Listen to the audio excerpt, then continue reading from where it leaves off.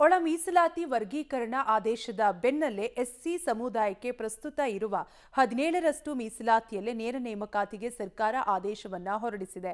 ನೇರ ನೇಮಕಾತಿಗೆ ಶೇಕಡಾ 17ರಷ್ಟು ಮೀಸಲಾತಿಯನ್ನ ಪರಿಗಣಿಸಬೇಕು. ಒಳ ಮೀಸಲಾತಿ ವರ್ಗೀಕರಣ ಅನ್ವಯ ಮೀಸಲಾತಿ ಮೂಲಕ ನೇಮಕಾತಿ ಪ್ರಕ್ರಿಯೆಗೆ ಸರ್ಕಾರ ಆದೇಶಿಸಿದೆ. ಪರಿಶಿಷ್ಟ ಜಾತಿಗಳಲ್ಲಿರುವ 101 ಜಾತಿಗಳನ್ನು ಪ್ರವರ್ಗ ಎ, ಪ್ರವರ್ಗ ಬಿ ಮತ್ತು ಪ್ರವರ್ಗ ಸಿಗಳೆಂದು 3 ಪ್ರವರ್ಗಗಳಾಗಿ ವರ್ಗೀಕರಿಸಿ ಶಿಕ್ಷಣ ಮತ್ತು ಉದ್ಯೋಗದಲ್ಲಿ ಪರಿಶಿಷ್ಟ ಜಾತಿಗಳಿಗೆ ಪ್ರಸ್ತುತ ಜಾರಿಯಲ್ಲಿರುವ ಶೇಕಡಾ 17ರಷ್ಟು ಮೀಸಲಾತಿಯನ್ನ ಪ್ರವರ್ಗ ಎ ರಲ್ಲಿನ ಸಮುದಾಯಗಳಿಗೆ ಶೇಕಡಾ 6, ಪ್ರವರ್ಗ ಬಿ ರಲ್ಲಿನ ಸಮುದಾಯಗಳಿಗೆ ಶೇಕಡಾ 6 ಮತ್ತು ಪ್ರವರ್ಗ ಸಿ ರಲ್ಲಿನ ಸಮುದಾಯಗಳಿಗೆ ಶೇಕಡಾ 5ರಷ್ಟು ಮೀಸಲಾತಿಯನ್ನ ನೇಮಕಾತಿಯಲ್ಲೂ ನೀಡಲು ಆದೇಶ ಹೊರಡಿಸಲಾಗಿದೆ. 28/12/2022ರ ಆದೇಶದ ಅನ್ವಯ ಮೀಸಲಾತಿ ಮಿತಿ ಶೇಕಡಾ 56ಕ್ಕೆ ಏರಿದ್ದು, ಎಸ್ಸಿ ಸಮುದಾಯದ ಒಳ ಮೀಸಲಾತಿ ವರ್ಗೀಕರಣ ಹೊರತುಪಡಿಸಿ ಉಳಿದಂತೆ ಹಳೆಯ ಆದೇಶವನ್ನು ಮುಂದುವರಿಸಲು ಸುತ್ತೋಲೆ ಹೊರಡಿಸಲಾಗಿದೆ.